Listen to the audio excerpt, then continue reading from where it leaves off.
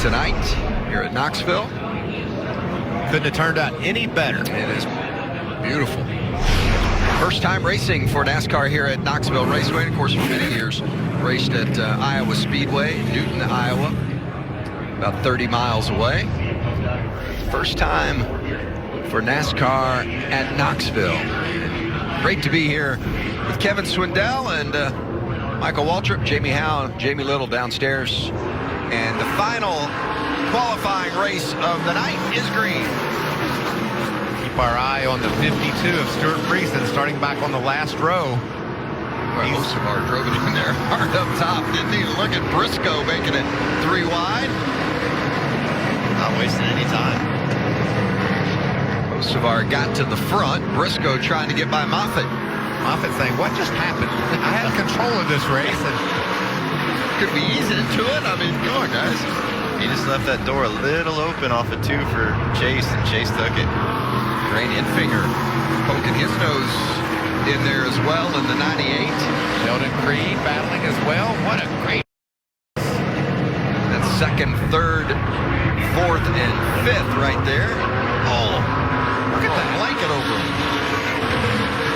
Looks like he's been really free. Yeah, he also looks that he's got his legs under him now. He made a great run off turn 4, down on the bottom, trying to take that second spot away from Briscoe.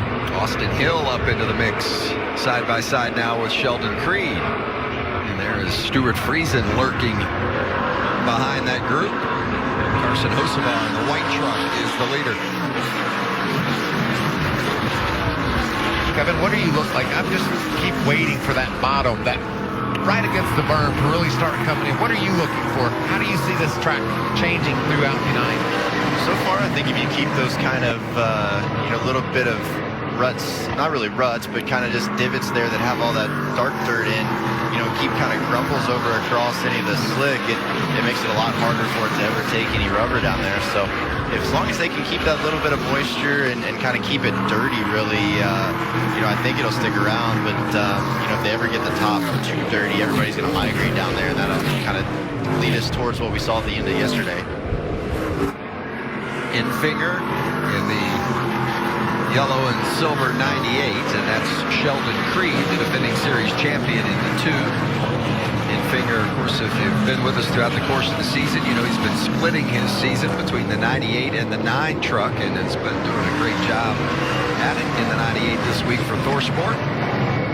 Creed drives for GMS, the defending series champ. Right behind them, you see the blue truck. That's Friesen. He's not able to gain any ground at all.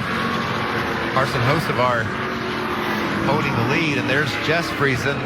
Listening, learning, that's what it's all about right now. She's just Jamie Howe. She's just trying to understand what's going on with Stuart and how she can be even better. Well, both of them ended practice yesterday not 100% happy with their trucks. They made some really big changes. Stuart said it was pretty wholesale. So wholesale, in fact, they didn't have enough parts to do the same changes on both trucks. I asked him, well, which one's going to be better than? He said, we really don't know, but his was the bigger changer of the 2 of them. Well, I was going to say, if Stuart's smart, he's going to give Jessica all the best parts.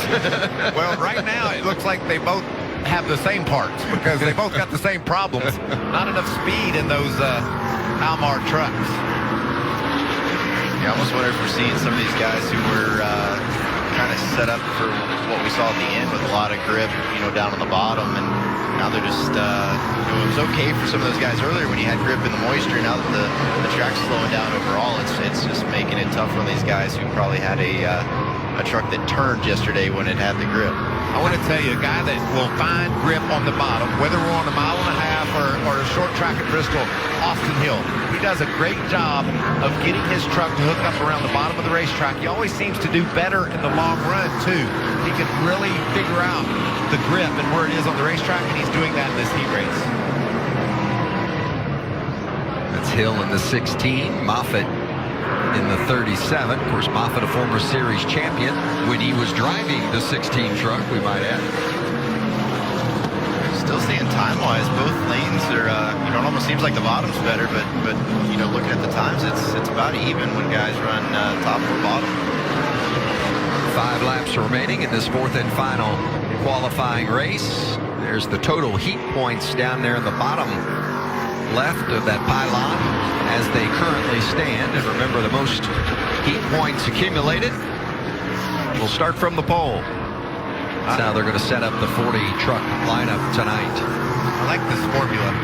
Makes it fun to see guys move through the field.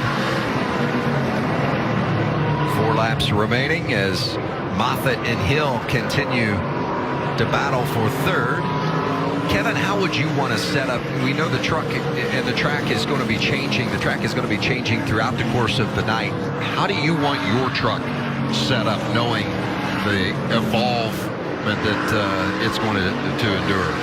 It's hard to say. You would definitely want to be on the tighter side, I think, for sure. Early, and try to build in some adjustability to where on this, the stops that you can kind of free yourself up. I think is if it does lay rubber, but I think now and at least for the first half of the race, I think you would want to be on the tight side, and it seems like you don't make as much speed with the back hung out, and I think that's something that maybe Moffitt's kind of figured out as we go here, is he seems to be running a lot straighter than he was at the beginning, and obviously they didn't make any changes, and he's been able to pick up speed.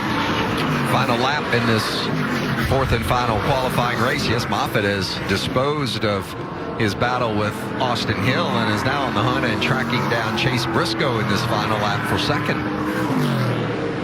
Fastest lap time was Moffitt last time around. Now he dives to the bottom. Can he take that spot away? He's going to probably run out of time here, but as Carson Hocevar takes the win and Briscoe gets second, Moffitt is third. Another lap or two, I think Moffitt would have had him. Heat races are complete.